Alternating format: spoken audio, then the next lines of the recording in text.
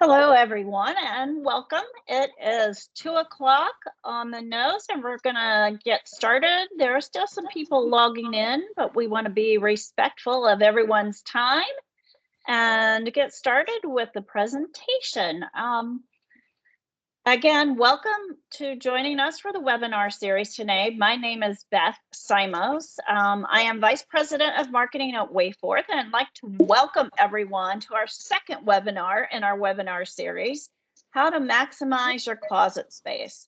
We're so excited about this presentation and our wonderful presenters today, and I think we're in for a real treat.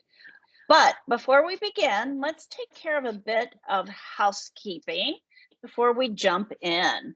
So those of you, if you are unfamiliar with the Teams webinar format, let me explain a few of the features that might be helpful for you today. We've muted everyone for the benefit of the presentation, and we find that muting ensures that everyone can hear clearly and there are no unnecessary disruptions. This means we won't be able to hear you if you talk. So if you have questions during or after the presentation, please type them in the chat pane, and Courtney, our marketing manager, will be monitoring the chat and will collect all the questions. We'll hold all the questions to the end and then address those. So again, remember, if you have a question, it is likely there are several other members of the group who have a similar or same question. So you're doing everyone a favor when you ask a question. This also goes for any technical help. Type those questions in the chat and Courtney will address them. Again, this webinar is being recorded for training purposes only and will not be sending it out or sharing it. It will however, be available on the winter webinar goodie bag website page that we'll provide you with at the end of the presentation. We will share our contact information at the end of the presentation and would love it if you reached out to us with any questions, as we like talking one-on-one with all of our attendees at the webinars. So to practice using the chat function, can everyone write in the chat where they are joining us from here today?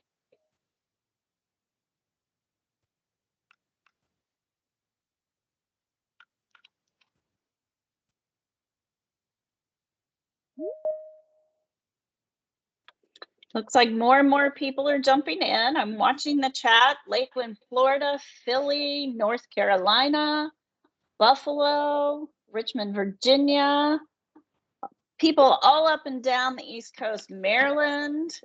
So welcome. Thank you, everyone, for jumping in and sharing where you're from. Just a couple of things, a few words about Wayforth, and then we'll get right into the presentation. Wayforth is the largest total home transition solution company in the country, specializing in helping our clients get excited about downsizing, putting their current homes on the market, and then moving into their new homes. We currently provide services from Maine all the way down to Florida, and we can coordinate moves with partner providers all across the country. Our leadership team has over 80 years of combined industry experience, and we are AARP's preferred provider for transition management services. We are COVID-19 certified and have implemented some of the most comprehensive health and safety protocols in our industry. We are changing the way people move, so we hope to be able to help you with your next move so you can experience the Wayforth difference. Our services fall into 3 categories: move management, which is floor planning, downsizing, moving, and resettling; home sale management, we work with contractors and staging to get your home prepared and ready to go on the market; and content management, we do storage, we inventory, transportation, and clearing out for estates. Once again, we'll offer our contact information in the chat and at the end of the presentation, just in case you happen to have any additional questions after the webinar is over. Now, let me get to the exciting part. I'd like to introduce our first presenter today, Lynn Talka. She is a certified senior move manager and client guide manager with Wayforth in our Charlotte office. She has been with the company since early 2019 and has come to be known as the go-to CGM, our client guide manager for clients needing help with clear outs, issues, right sizing, downsizing. So Lynn will be our first speaker today. And then our second speaker will be Victoria Willett. She is our regional operations manager in our Northern Virginia region. She joined Wayforth as a client guide manager after a long career as a professional organizer. She holds certifications from the National Association of Senior and Specialty Move Managers in both senior move management and COVID prevention and safety. So without further ado, starting it off for us today is Lynn Talka. Well, I guess I had to unmute my microphone. I'm kind of new to this. Okay, like Beth said, I've been with Wayforth for almost 3 years now, and I really enjoy the challenges and came to this because my parents had used a company similar to this. So when you work on downsizing your closet, I really believe, and I'm focusing this mostly on the way I work with clients, but obviously you can use this for yourself as well. You need to start with a plan, and a plan has certain steps in my mind for it to be successful. You start initially with defining the project. What are you doing exactly? What is your goal? Where are you starting? Where are you hoping to end? And then you decide. Lots of decisions have to be made when you're downsizing anything. You have to decide what you're keeping, what you're not keeping, what you're going to move with you or whatever. And then after you've made your decisions, you need to then disperse these particular items and move them to wherever the destinations that you have chosen where they need to get to. So,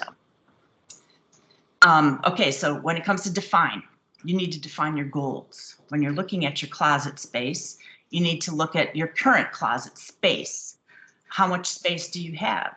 Are you one person living in a 3-bedroom place, and all of your clothes fill up all 3 of the bedroom closets? That's an awful lot of stuff.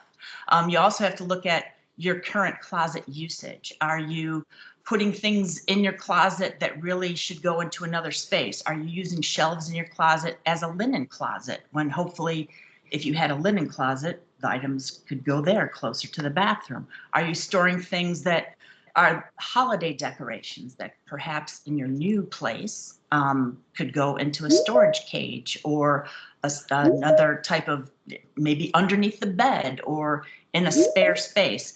So you have to really look at how are you using your current closets and how much space do you currently have in your current closets? Because you're going to be, when I look at, as a senior move manager, I'm looking at taking a client from their existing space and moving them into their new space. So you have to look at the existing and what they have, and now you have to also look at their new space. How much closet space do they have in the new place that they're going to? That's the goal. How many closets do they have? Do they have racks in the closets and rods? Do they have shelves in their closet? Where are these closets located? Typically, a closet that's near the door is used as a coat closet, but I've seen some that have shelves in them. So that's not necessarily a coat closet. So therefore, are some of these layouts tweakable? Are they customizable? If some of these places we move people into have just a basic single rod with a shelf on top of that, well, that may work for some folks, but if what you're coming from and what you're bringing with you requires a lot more of that space, you might see with the property, is there some way I can customize this? Can I add extra, like in this photo, there's extra rods and extra shelves that have been added, and that could be much more helpful to you as you move from your larger space to your now probably smaller space. But you have to look at, is that something that your client can afford? I'm sure that I don't know what that costs, but I'm sure it costs more than the standard. So you might have to look into that and see if tweakability, if it's allowed, and then if it's something that the client can manage.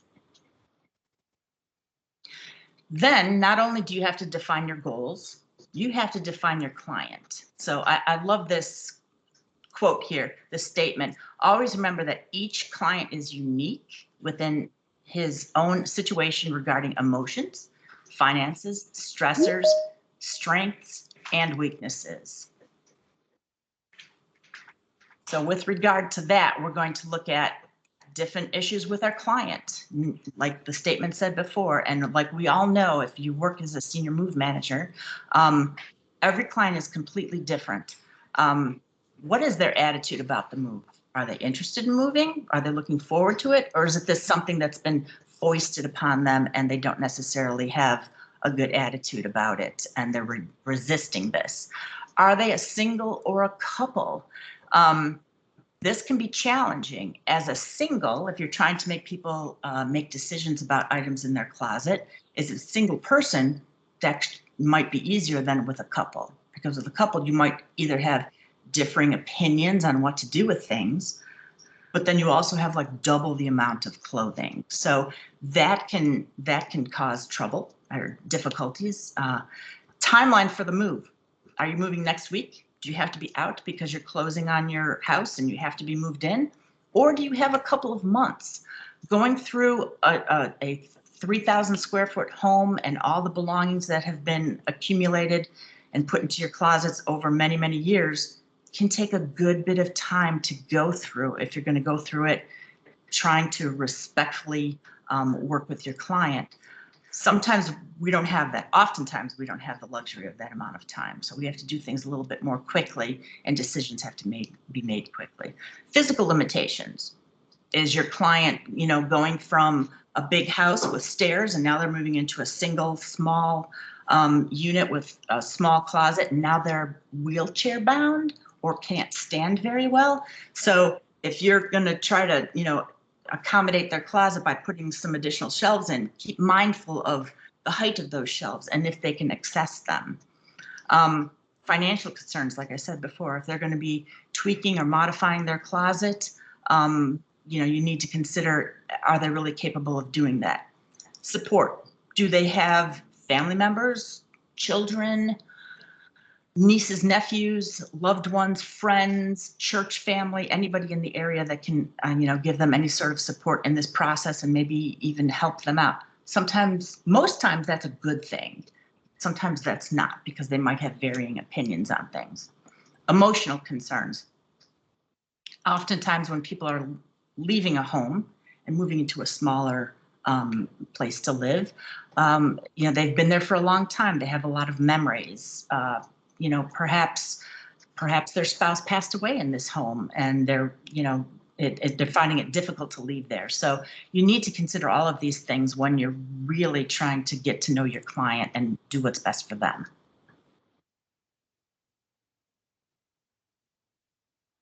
Okay, now the deciding part. This is the hardest part. Oftentimes when we work with clients at the end of the job, they'll be like, oh my gosh, you guys worked so hard. I don't know what I could have done without you. You did so much hard work.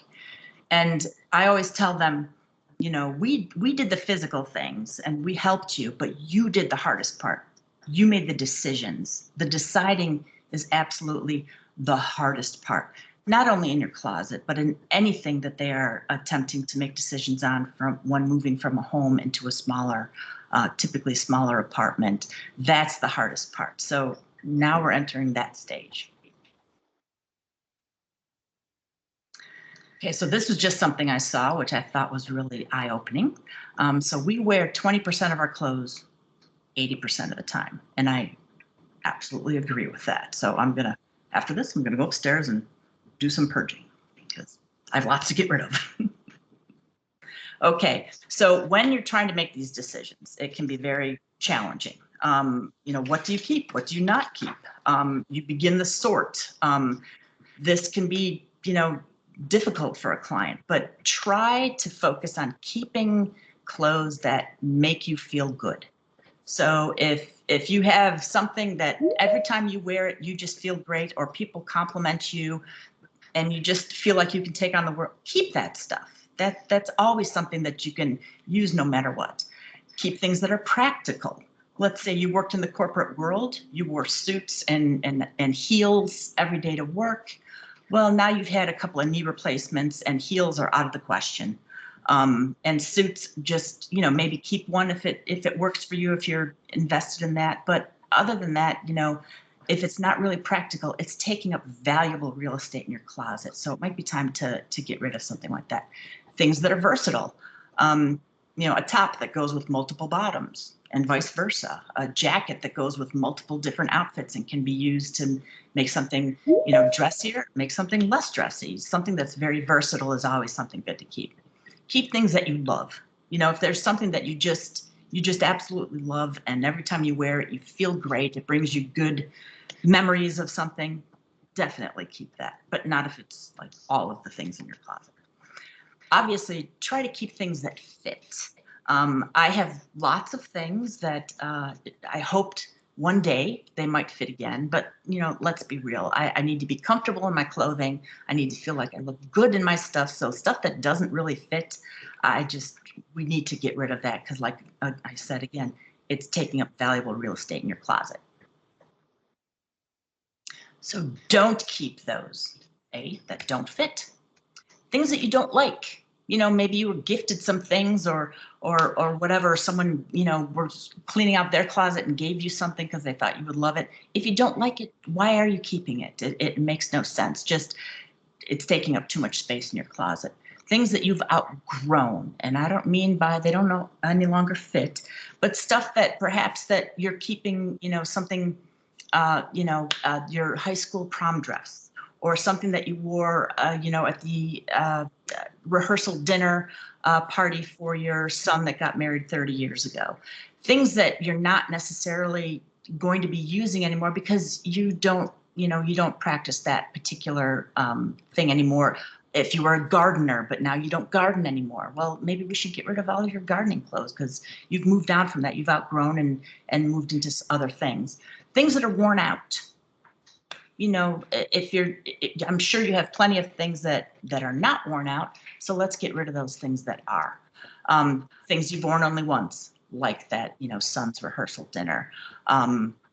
Those, they were special at the time. I'm sure they worked very well for you, but if you've really only worn them once and don't really have a place for that in your future, then you should probably try to let those go too. Okay, now comes time for dispersing things. So clients, and we can relate, we could use the word client for ourselves, we tend to think that a lot of our items are very valuable. So whether it's clothing in a closet would be purses, shoes, different types of accessories, especially if they were given to us by someone or they were purchased and they cost a lot of money, we tend to think that our things are quite valuable. So typically, we think that if something's valuable, we can't just get rid of it. We can't just donate it or throw it away. We need to gift it to someone. So that's always a great idea. If there's something that was handed down to you through the family, if this was your grandmother's and you want to pass it down and keep it in the family, handing it off to someone and gifting it to someone who also would really value that item is a great idea. Or even if you know that somebody collects these types of purses or whatever and you don't have a use for it anymore, I'm sure that friend or person would just love to have something like that as well. So gifting something to someone is always a great idea because you can feel that the person that's receiving it is going to value it as much as you value it. The thing is, you need to check with that person first because they may not be into that any longer. They may not be interested in taking on this particular item. It's a great idea, and sometimes it works and sometimes it doesn't, but I would always double check first. Clients who tend to think that their stuff is, pretty valuable, if they can't gift it to someone, then they think about selling that thing because certainly it's valuable. There's lots of different ways to sell things nowadays. You can, take it to a consignment shop. You can do lots of things online. There's plenty of Nextdoor app, Facebook Marketplace, all sorts of things like that for selling. Now, that will take a little bit of time, and if you're in a hurry, that may not work so well. Also, it typically takes a little bit of technological know-how, which that sometimes is a challenge, sometimes not. It's definitely a next step after gifting it to someone. Sometimes those things don't work either. So then what the client or the person is typically willing to do is to donate it.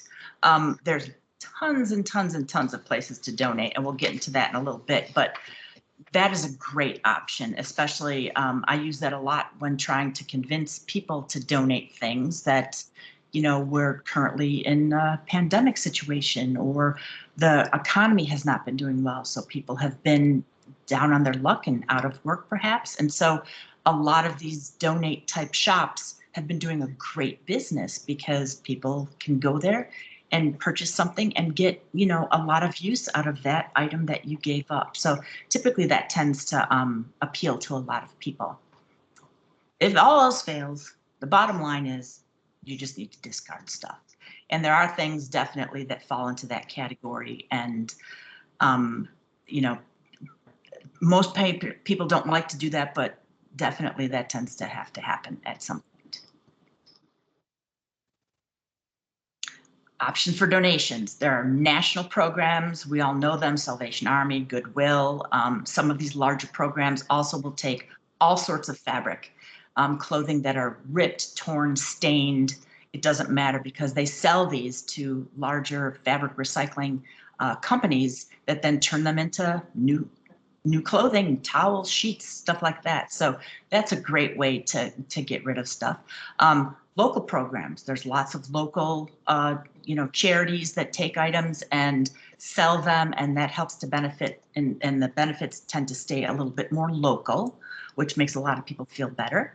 Domestic violence shelters, homeless shelters, animal rescues, LGBTQ centers, local theater groups. If you have particular clothing that's of a particular era, with a kind of a look about it, a lot of these theater groups are interested in using and taking your clothing. Foster care programs, Red Cross crisis centers. Whenever we have a big crisis that comes through and people are donating and raising funds and giving food and water and whatnot, they also will take items from a closet, like clothing and things like that. Refugee organizations, Boys and Girls Clubs, church social ministries. All of these are great options. You might have to dig around to find the one that's appropriate for your client.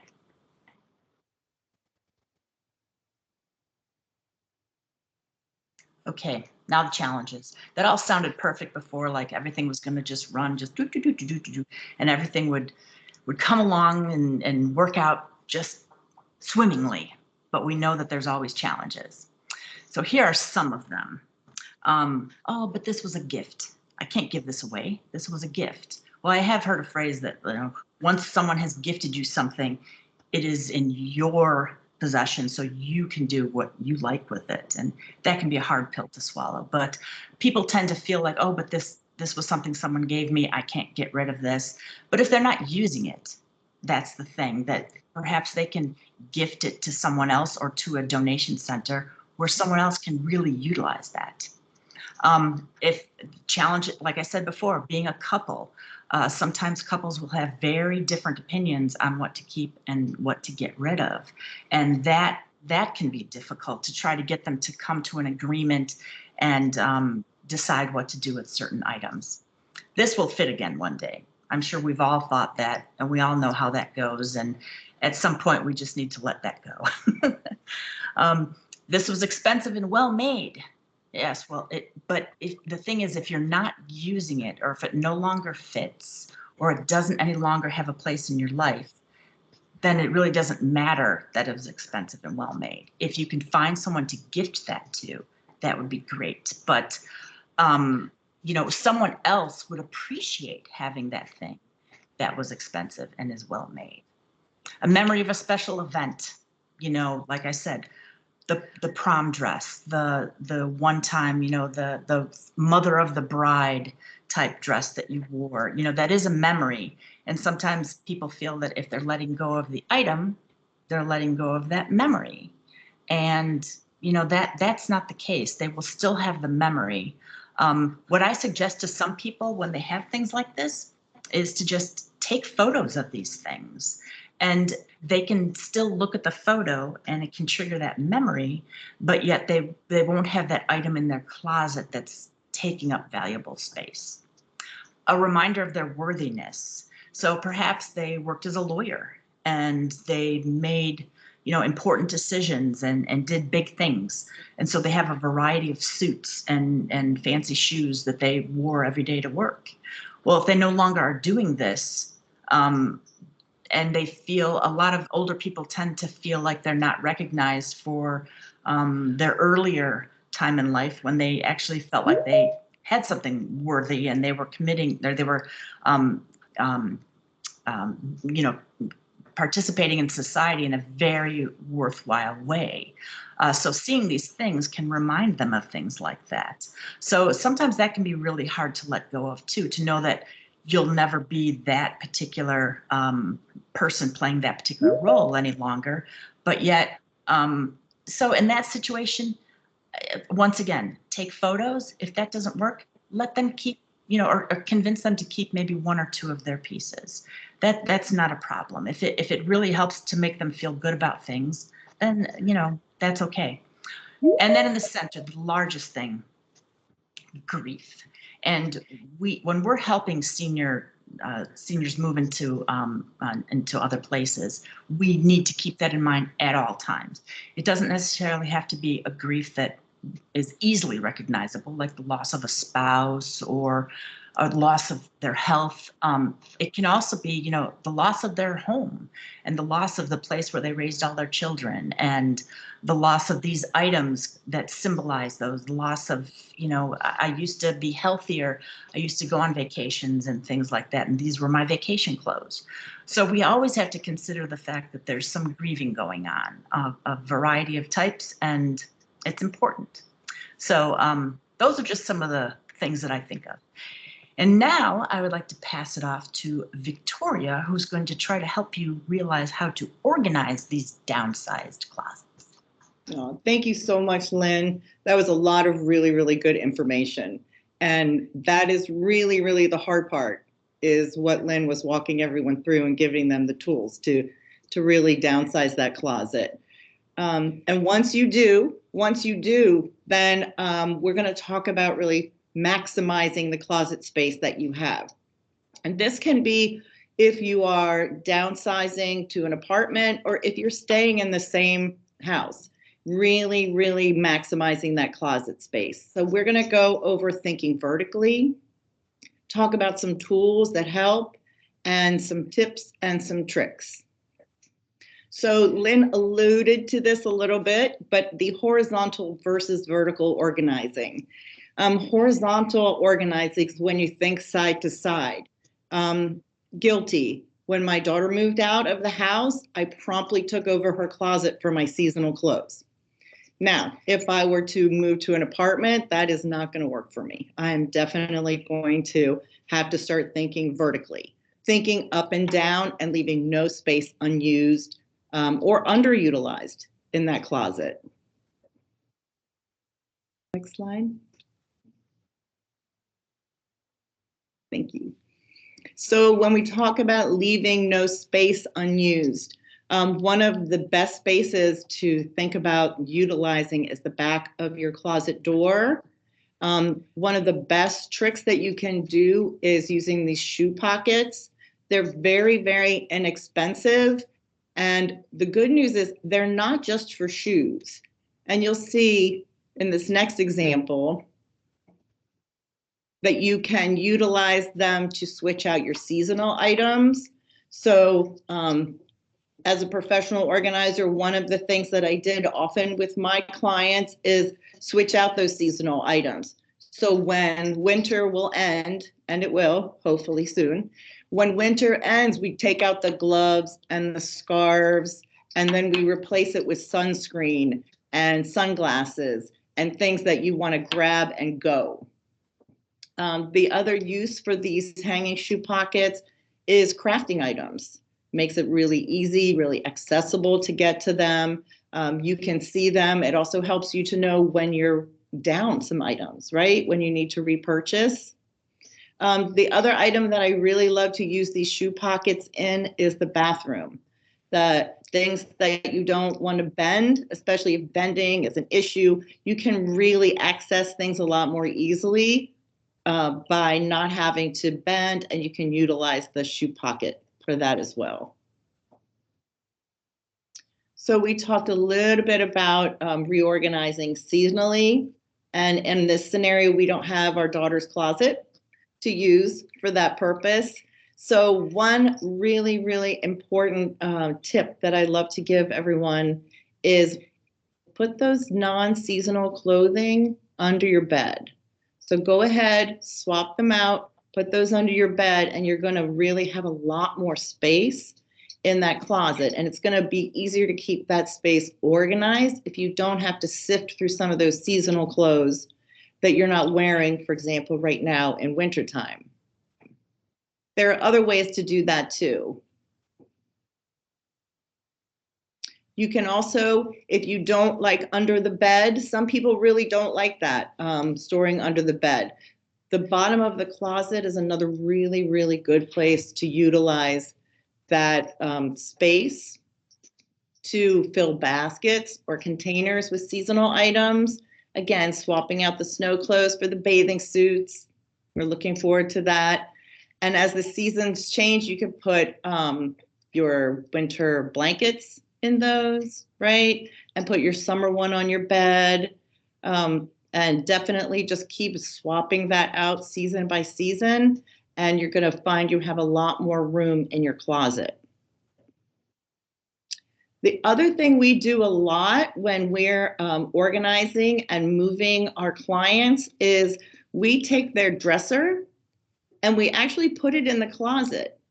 And it's almost the same as having built-ins, because you have these drawers that you can put your items in, and you also have that nice horizontal space. And that horizontal space can be a makeup mirror. It can be decor, right? It can be make your closet a really lovely place to go into every single day. So we do that a lot. If that will fit into a closet, we really do repurpose dressers as a good closet organizing tool. Another tool that we use a lot is pegs and hooks. Again, remember, we're thinking vertically. We want to use every bit of space within that closet. So the pegs are good for hanging your purses on. It's a great place for hanging that jewelry. You know, Lynn's talk and note about how much we have versus how much we really wear. If you can see that jewelry, you're definitely going to wear it more. If you see that purse, you might be more inclined to swap it out. So not only are you utilizing this space in the most accurate way that you can, but you're also really helping your clothing and what you're wearing and how you feel, because you are swapping out those scarves and the jewelry and your shoes because you are able to see it visually. Now, if you don't have that wall space, another great alternative is these hanging pockets. Those are great. I certainly use those myself. The two-sided one, I put my gold jewelry on one side and then I put my silver jewelry on the other. So that cuts out a little bit of time for me when I get dressed. And also, again, I'm maximizing all that use in my closet, that space. The other really important trick is, if you like shoes, and most of us do, if you stagger your shoes. So if you can see in that picture, one is pointing one direction and one's pointing the other direction, right? So what that does is that really gives you a bunch of extra space. So you can really store more shoes in your closet by having the right and left of a pair face opposite directions. And it really is as simple as it says, and it's really a lot more room. You'll be happy and shocked. The other item that you can use, remember, we're using every bit of the space. So in the bottom portion of your closet, again, it can be next to those seasonal items, perhaps. You're going to wrangle all those shoes and put them on a shoe rack. So, and if you really stay on top of it and you put those shoes away every day, you're going to stay much more organized. Now let's move to the top of our closet. We're leaving no space unused or underutilized. So the best way to start is to figure out how to fold a sweater in the way that keeps them flat and very similar to one another. So in this instance, you can see the way that the first part is that's just spread out, and then they folded sleeve over sleeve, and then that sleeve is folded back, and then the same on the other side. And for number 7, you have a perfect shirt. Now, I sort of thought that diagram was a little challenging even for me. So for visual learners, I have a little video to help.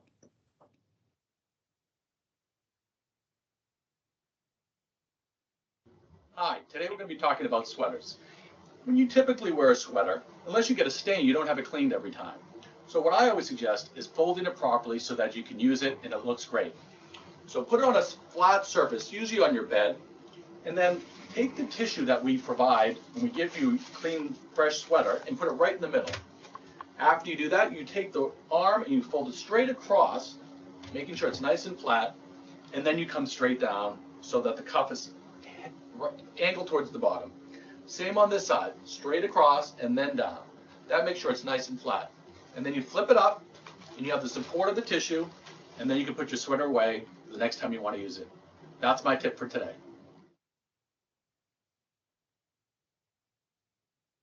So that really is such a nice way to get everything flat and the symmetry of your sweaters in the closet. So after we folding them, when we're starting to put these items away, you can organize in several ways. One is going to be color blocking.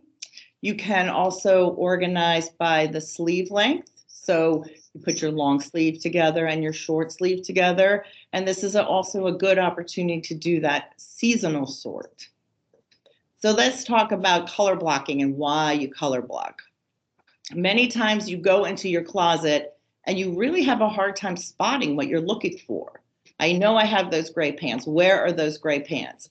And they're just combined with all of your other clothing and you can't really find them. So when you arrange your clothing by color, it gives you a much clearer starting point. So it helps you really organize, it helps you see. So it's more than just pretty, and it is. It's very, very pretty. I personally love color-coded closet for sure. I got a little pop-up here. But it also really helps you retrieve and get dressed more quickly. You're finding it, it's quick, it's easy, it's brainless because you've color blocked your closet. So how do you color block? So the first thing you do is group. So you're grouping types of clothing together first, right? All your dresses, your blouses, your trousers, etc. Okay? And then within each group, you're going to create color blocks. And what is that? What's a color block? That's really using a rainbow to color coordinate. So do your white and your tans, your pinks, red, oranges, just like a rainbow, right? Picture a rainbow. And it's the same idea that we're going to do in the closet. A lot of people get stuck, and I really mean stuck with those pattern clothing. Oh my gosh, Victoria, where does that go? Does that go with the black section? Do I have a pattern section? My answer is this: it's your closet, right? So if it makes more sense to you to have your black and white polka dot blouse with your black shirts, then do that. If it makes more sense for you to have all those pattern pieces together, then you can do that too. So it's a personal choice, but definitely you can incorporate that into your rainbow as well. So if you prefer to wear a lot of black and white, put the black color blocks at the front of the line, or vice versa if you wear a lot of white. So you want to have that in the front of your closet, those items that you're wearing the most. And then the items that you're wearing less frequently, more in the back of your closet. One of the tools that I also am a very big proponent of, once you've folded and you've color blocked, now getting the tools is kind of a fun reward for yourself, are shelf dividers. Shelf dividers are vital in keeping your clothing from toppling over one another. They're also really good for many apartments don't have a place to put your towels and your linens. So this is a very good tool to separate your linens and your sheets from your clothing that you're wearing if you have to have your closet serve multiple purposes. And they also come in a variety to work on solid shelves and wire shelves. So there's a lot of choices available, and it's a really, really good tool. The other tool that I'm a tiny bit fanatical about are velvet hangers. So velvet hangers, they're really, honestly, they're a game changer. The first thing is they're aesthetically pleasing. So we talked about a little bit about that. Your closet's a place that you go to every day. So it's color blocked, your hangers are matching. I mean, that's a really lovely place to go into to get ready every single day. So they're very aesthetically pleasing. They also make sure that your clothes fit nicely, snugly against one another. So that really gives you a lot more space in your closet, which is what our goal is, right? Maximizing that space. And the other thing that's nice, especially if you have issues bending, is your clothes stay put and they don't end up on the floor. So you're not picking them up off the floor. They're really, really a game changer, the velvet hangers.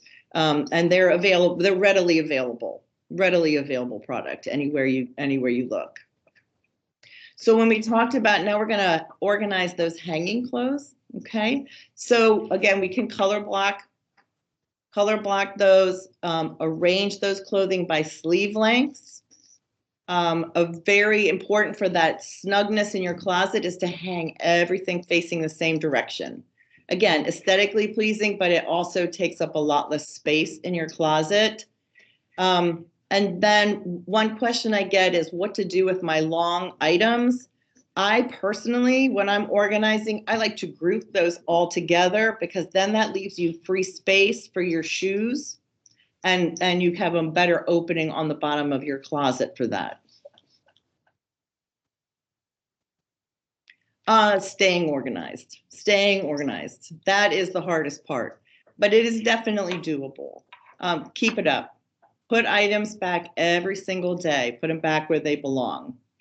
Donate what you no longer wear. Use the trick of when you wear something, turn that hanger backwards so it's facing the opposite direction.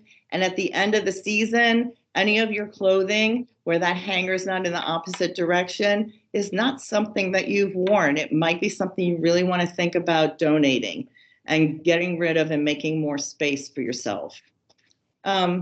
And enjoy an aesthetically pleasing closet. Enjoy maximizing the space in your closet. It really is a place you go to every day. It's a place where you get dressed to face that day. It's very important to get that organized. That said, it's okay to be organized-ish, okay? Do what works for you. This is your home, it's your closet, it's not a catalog. So if you just pick a system and you stick with it and you make it a lovely place to go, you're going to want to stay on top of it and you're going to want to stay organized.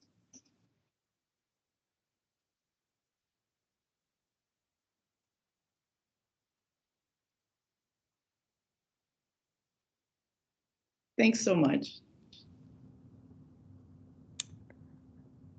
All right. Thank you. Thank you all for joining us today. And thank you, Lynn and Victoria. I believe we're going to take this time now to answer any questions that may have come through the chat. I know someone asked if we could share one of the slides with them after the presentation. If there's anything that you would like to see again, or you know, some of the pictures, I think some people wanted some of the pictures sent to them. So if you'd like anything sent to you, just give us an email at hello@wayforth.com. And we'd be happy to send you all of the slides or a portion of the slides or whatever you guys need. But we did have some questions come through the email earlier, so I'm going to read those out. Let's see, the first question is actually for Lynn. And Lynn, what do you suggest when you have a couple that has strong opposite opinions on downsizing their closet? I wonder if this happens often or not. Actually, yes. It turns out, some people are pretty geared into holding on to those things that are reminders of their careers past. And the other spouse may not be as connected with that. So I typically try to get them to kind of compromise in a way. Like I said before, you don't have to keep 40 suits and 80 ties. Let's keep 3 suits and 10 ties. So you have to try to get them to compromise, and keeping in mind also like the end goal. They're not going to have perhaps as much closet space at the new place, and they don't want that. They don't want to move into a place and it's immediately cluttered and making things difficult for them. So sometimes if you just keep them aware of the prize at the end and the goal that they're going to, that can be helpful in helping them to, see eye to eye. Great. This one is actually for Victoria, and it says, do you suggest that I purge and sort my closet all in one day? Oh my, no, not to put too fine a point on it, but it's big. It's a big job. As Lynn touched on, it's also emotional.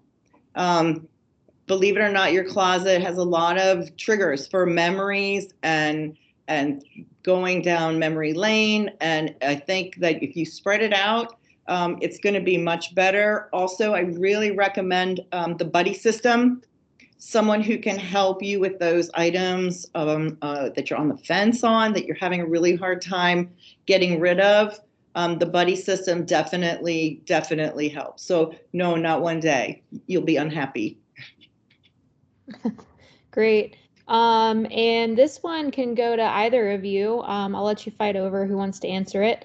How do you deal with keeping mementos that were gifts or reminders of a loved one when they are taking up a lot of valuable closet space?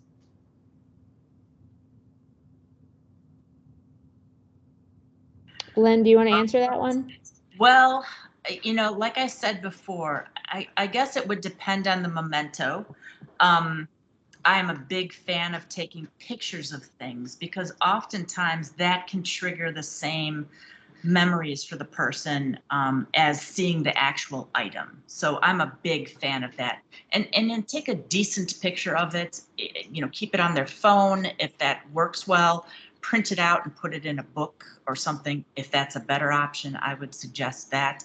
I also recently, I had to work with someone who was very opposed to moving, and a lot of it was related to past, feelings of value and stuff like that in his life. And I really told the client's daughter, I said, get a small 10 by 10 storage unit and put some of these things in there from his closet, and just over time, maybe he can let that go. Sometimes it's just not worth the battle if it's going to cause a great deal of distress and discomfort. So, either something like that, or if a family member can hold on to that item for a period of time and say, oh, we're not getting rid of it. It's just going to go live at your son's house for a while. That might let them, allow that to not have to come into their new place, into their closet, and they might feel better about that. So, it's easy. It's nice to think everything is black and white, but there's a whole lot of gray, and we just have to be respectful and mindful of, the situation that they're going through. So that's what I recommend. Great. Yeah, that's great advice. Okay, I think that's it for the questions. I'd like to just thank. Oh, go ahead, Beth. Thank you, Courtney. It seems like those are all the questions. I've just scrolled back through the chat just to make sure, and I didn't see any, but as we've mentioned, please feel free to reach out to Lynn or to Victoria or to us at Wayforth. We're happy to provide you with any information or answer any additional questions you have. Again, thank you to everyone for spending time with us this afternoon. And thanks again to Lynn and Victoria. We hope you all enjoyed it. Again, please take note of the contact information and how you can receive your digital goodie bag that's waiting for you. You will receive an email shortly with the information on how to get your digital goodie bag. And also, there will be a link we can provide if anyone would like to watch the recording of the presentation that attended today. We're happy to share that as well. And if you do think of any questions, don't hesitate to reach out. And this concludes the presentation today, but we do have one more final webinar in our winter series, Addressing Hotspots, Organizing Books and Paperwork. So please join us for that as well. And you'll learn a lot of ways to organize books, paperwork in your home so you can find them with ease and not have to search around. And then again, the link to the registration landing page will be in the chat box. It will also be in the follow-up email that we send out. And again, please don't hesitate to contact us. And thank you for joining us today. Have a great day, everyone. And we hope to see you on February 22nd for the next webinar. Thank you. Thank you so much. Thank you.